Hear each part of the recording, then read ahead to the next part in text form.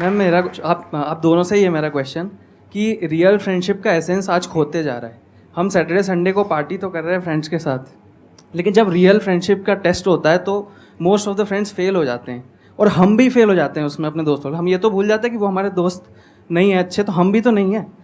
तो ये चीज़ हम रियल फ्रेंडशिप को आज कैसे वापस उसके एसेंस को रीजनरेट करें और खुद भी दूसरों के अच्छे दोस्त बने। दोस्ती बहुत बहुत ज़रूरी होती है और इस पे भी मेरा एक छोटा सा वीडियो है कि आप फ्रेंड्स को आइडेंटिफाई कैसे करें या वही जो क्वालिटीज़ है वो खुद में भी कैसे लाएं।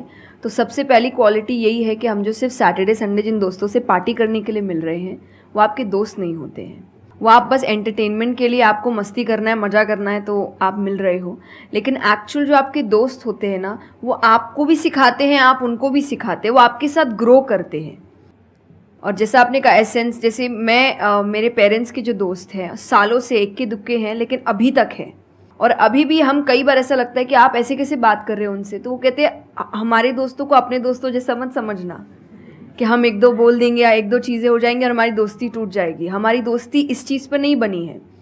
वो अगर महीनों भी एक दूसरे से नहीं मिल रहे हैं या एक साल तक भी उन्होंने बात नहीं की है, वो एक साल बाद भी फ़ोन करते तो वो वैसे ही होते जैसे वो एक साल पहले थे, जहाँ उनकी बात छूटी थी बिल्कुल वैसे।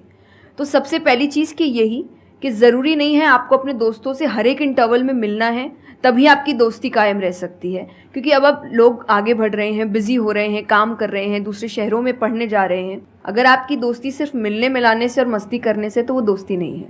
तो ये सबसे पहली चीज़ है कि जो आपको आपके सिचुएशन को समझे, वाइस वर्सा आप उसके सिचुएशन को समझिए कि दोस्ती है पर ज़िंदगी भी है, काम भी है, मेहनत भी है, परिवार भी है। सबसे बड़ी तपस्या, सबसे बड़ा तप मैं कहती हूँ गृहस्थ जीवन ही है। Thank you for the compliment. उसमें आपको इतना कुछ करना पड़ता है, वो एक सिचुएशन को समझना ज़रूरी है। दूसरा, आजकल जो एक ट्रेंड बन चुका है कि फ्रेंड्स सपोर्टिव होने चाहिए, तो सपोर्टिव का मतलब ये नहीं कि तुम गलत भी करो, तो जो कर्ण और दुर्योधन की दोस्ती थी कि नहीं भाई पाप भी कर, मार, गलत कर, मैं तो साथ खड़ा हूँ, ये दोस्त नहीं होते। ये बहुत बड़ा पॉइंट बोला है इन्होंने, अभी इसके बारे में मैं बात करूँगा। ये दोस्त नहीं होते हैं। दोस्त आपको आपके पास खड़े रहेंगे सपोर्ट में, लेकिन ये हर वक्त बताएंगे कि तुम गलत हो, तुम गलत कर रहे हो, इसकी सज़ा मिलेगी। तो ये सच्चे दोस्त होते हैं। तो आप या तो कहते हैं ना कि कृष्ण जैसे दोस्त बनो, खुद ही बनो। बात यहीं आती है, कृष्ण जैसे ढूंढने से पहले कृष्ण जैसे दोस्त बनो कि जो हर वक्त बताने। कृष्ण कभी अलग नहीं हुए अर्जुन से। जब वो कहने लगा कि मैं नहीं लड़ सकता, ये नहीं, उन्होंने उस वक्त बहुत डांटा कि क्षत्रिय है, ये तरीका है बात करने का, ऐसे बोलते हैं तो इतना बड़ा महाबाहु है, बड़े बड़े नाम बताए, याद दिलाया कि तुम कितने अच्छे हो। तो सबसे बड़ा दोस्त का आई थिंक क्वालिटी यही है जो सपोर्टिव है लेकिन गलत चीज़ों में नहीं है, वो हर वक्त सही के लिए आपके पास खड़े हैं। और तीसरा जो मैं सबसे अच्छा कहती हूँ कि आपकी और उनकी मेंटालिटी मैच होनी चाहिए।